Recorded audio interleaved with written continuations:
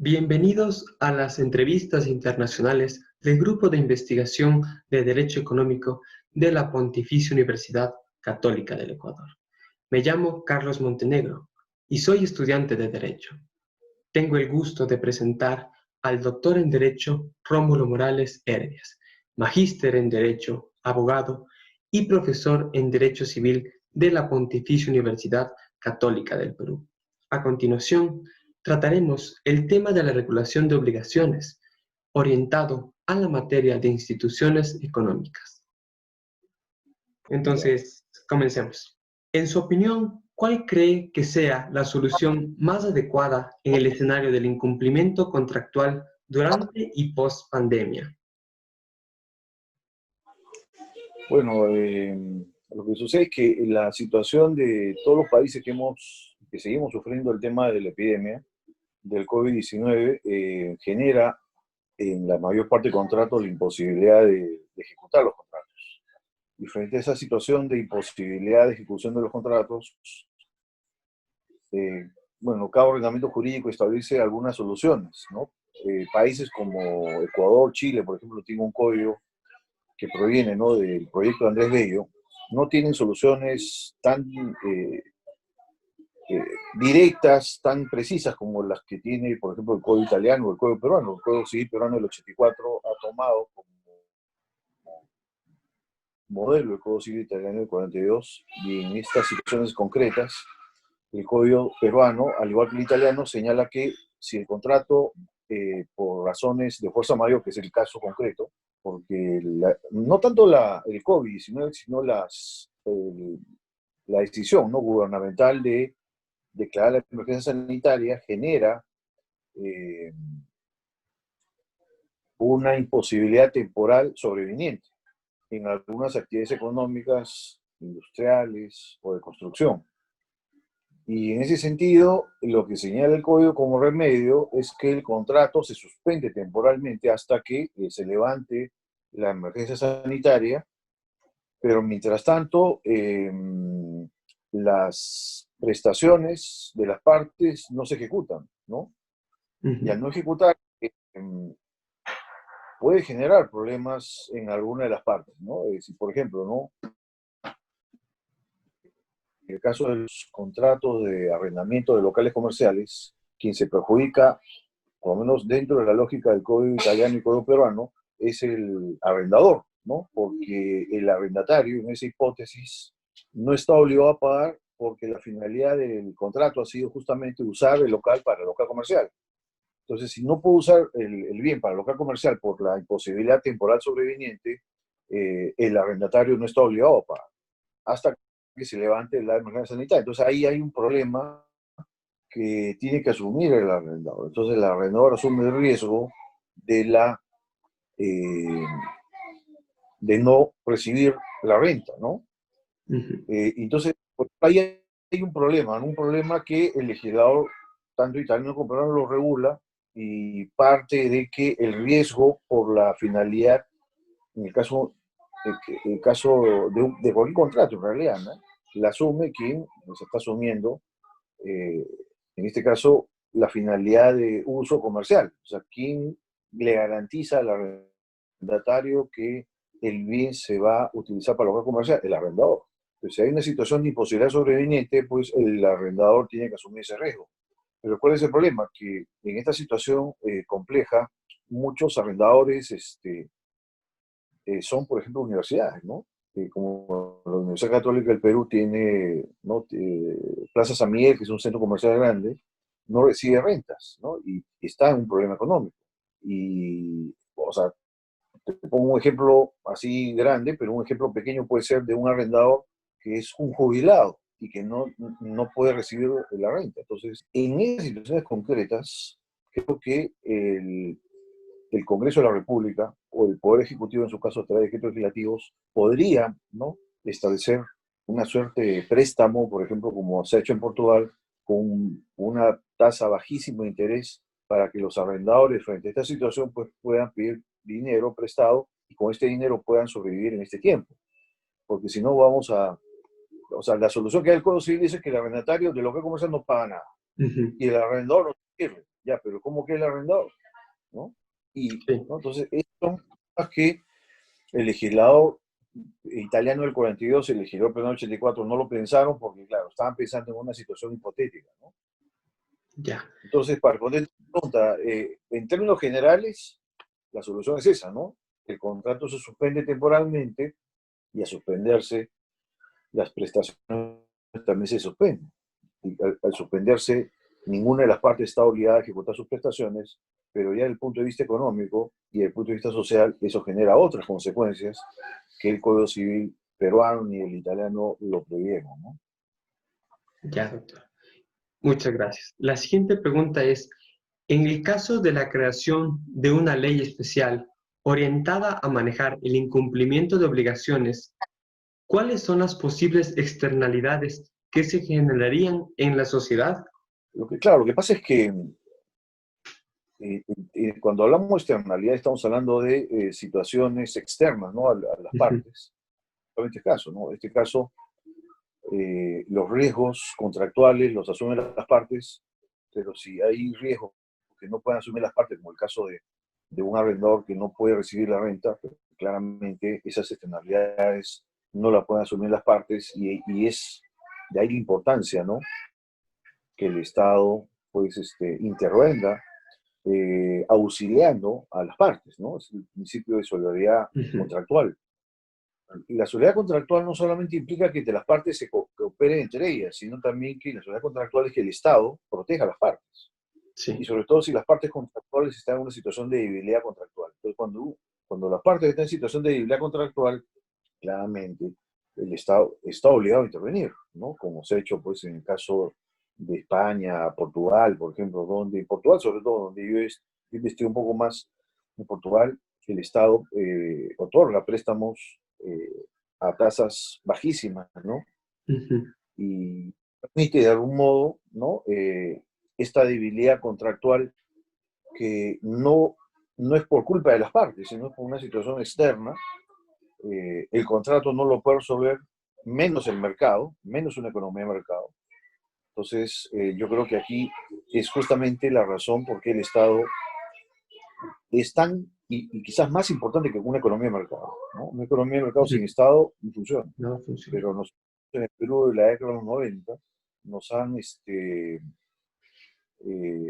enseñado y hemos interiorizado una idea, en mi opinión errónea, que la solución del desarrollo del país está en una economía de mercado, ¿no? Con menos intervención estatal, con más libre competencia, con más libre, ¿no? Libertad en la economía, que la oferta y la demanda fluya por el mercado, pero justamente en situaciones como esta, el mercado no da la solución, porque justamente he ahí, ¿no? En situaciones excepcionales como estas, es el Estado el que debe intervenir y el mercado no tiene ninguna posible solución en este caso, para solucionar problemas contractuales, ¿no? Ya, y en relación a la anterior pregunta, ¿de qué manera la ley especial influiría en el alza o baja de costos de transacción específicamente? Lo que pasa es que los costos de transacción, en un tema eh, ya exceden, o sea, las partes cuando regulan sus necesidades a través de cláusulas contractuales, establecen cuál es el valor del contrato, eh, evidentemente las partes buscan pues que el contrato se ejecute sin que esto pueda generar costos o sobrecostos adicionales, ¿no? Pero Ujú, en la situación que vivimos en la actualidad, pues claramente es una situación no solo imprevisible y extraordinaria, sino irresistible, es decir, las partes no lo pueden controlar. Entonces, frente a esa situación, yo creo que una ley especial es necesaria justamente para poder auxiliar a las partes contractuales en vulnerabilidad económica, ¿no? Porque si no, ¿quién lo va a hacer? ¿No? Porque sí, entre las partes no se pueden ayudar.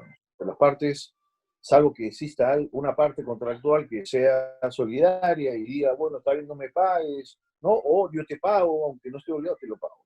Si ujú. esperar, ¿no? Que de las partes mismas surja una solidaridad contractual es, en mi opinión, y en Sudamérica, inviable, ¿no? Entonces, yo creo que en el Perú la solidaridad contractual o en países de Sudamérica deben hacer el Estado. Porque entre las partes normalmente lo que hay siempre hay una necesidad, ¿no?, de lograr los máximos propósitos, lograr las utilidades máximas, ¿no? Una parte contractual busca lograr lo máximo, ¿no? Y la cooperación es un deber que deben cumplir las partes, pero si no la cumplen, asumen las consecuencias del incumplimiento. Aquí no se les puede exigir a las partes que sean solidarias, porque ambas están en situación de vulnerabilidad económica.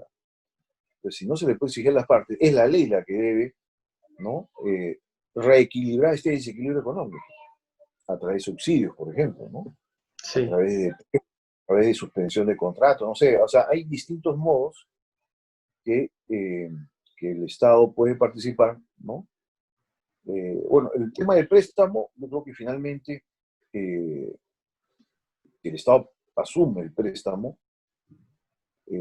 al final se le da ese dinero, o sea, creo que el Estado no está para lucrar, ¿no?, con sujetos contractuales en situación de vulnerabilidad, ¿no?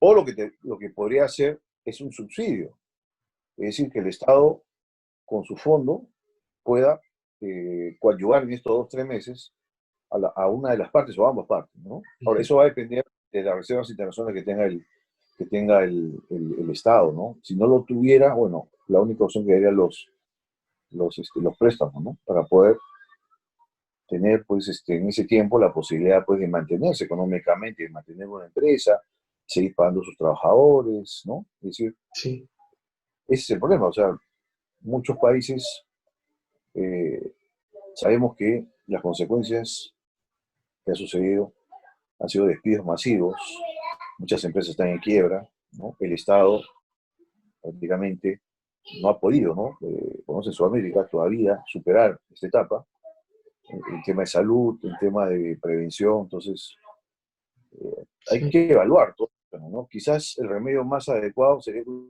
una ley de, ¿no?, evidentemente a través del Poder Ejecutivo, una posibilidad de préstamo y, si hay dinero, un subsidio, ¿no?, a las partes que están Sí. en una situación de... Ya, y la última pregunta es, ¿cree que hoy en día el derecho ha quedado corto o el derecho es insuficiente para responder todas las situaciones jurídicas desarrolladas a partir de la pandemia? De hecho que sí, ¿no? El derecho civil y en general cualquier rama del derecho, inclusive el derecho laboral, no es que han fracasado, lo que pasa es que situaciones como estas son estudiadas, por ejemplo, a través de una disciplina que se llama el derecho de desastres. El Ujú. derecho es una disciplina que se estudia en Portugal, por ejemplo, en Chile, en Estados Unidos, donde los profesionales del derecho establecen formas de poder prevenir o contener cuando hay un terremoto, una epidemia, y ahí claramente pues tiene que haber un protocolo, tanto derecho civil, tanto derecho laboral, tanto derecho constitucional, tanto derecho administrativo, es decir, lo que se llama derecho de la emergencia, ¿no? Sí, Si tú ves las publicaciones que se han hecho en varios países, ¿no? Hay derecho administrativo de emergencia, derecho constitucional de emergencia, derecho civil de emergencia. ¿Por qué? Porque es una nueva disciplina. Una disciplina nueva que es el derecho a los desastres. Y no es que el derecho no sea capaz de hacerlo. ujú, Lo que pasa es que una disciplina lo puede hacer sola. O sea, ni la medicina, ni la economía, ni la estadística, ni el derecho. Todas tienen que trabajar interdisciplinariamente para lograr propuestas, ¿no?, claras y eh, oportunas. O sea, no esperar que exista una epidemia, no esperar que exista un terremoto para en el momento crear, ¿no es cierto?, ujú. protocolos, de leyes, ya tiene que estar listo con decisión. Pero para lograr ello se requiere profesionales, ¿no? Y para eso se requiere que las facultades de Derecho en toda Sudamérica tengan este curso de Derecho de Desastre, donde participen además abogados, profesionales de la salud, profesionales de economía, de la estadística, de la psicología, porque claramente esta cuarentena que muchos países estamos sufriendo pues genera también problemas psicológicos ¿no? Sí, Entonces, una pluralidad de disciplinas que en su momento pues, van a generar una nueva generación de profesionales y ante una futura situación de desastre, sea terremoto, sea inundación, sea epidemia, ya el Estado va a estar eh, con un protocolo para prevenir, ¿no? Y esto sí, claramente está en Japón, está en Corea del Sur, en Taiwán, en Hong Kong, donde son países que en los últimos años han tenido muchas epidemias y esta última la han podido afrontar de manera eficaz, ¿no? Y es sí, sorprendente que los gobernantes latinoamericanos no hayan pedido asesoría a estos países. Pero esos países ya están preparados. ¿Por qué? Porque tienen una disciplina en distintas ramas de las ciencias, ¿no? Y hay que añadir algo, ¿no? También creo que es algo importante, que es el tema de la civilidad. Es decir, los latinoamericanos lamentablemente no somos disciplinados. Ese es también sí, un valor que tienen estos países que he mencionado, ¿no? Que el respeto a la ley, pues ellos lo cumplen. En cambio, aquí en Sudamérica, lamentablemente, hoy cuarentena y la gente en vez de hacer cuarentena se va a comprar cerveza, a ir a fiesta. Entonces, eso también es un tema que ya excede el derecho, claramente. Es un tema de educación, es un tema de cultura, ¿no? Pero desde el sí. punto de vista del derecho, creo que el derecho sí, pero no solo el derecho, sino con otras disciplinas. Muchas gracias, doctor Morales, por su tiempo. Esta fue una entrevista más del Grupo de Investigación de Derecho Económico de la Pontificia Universidad Católica del Ecuador. Muchas gracias.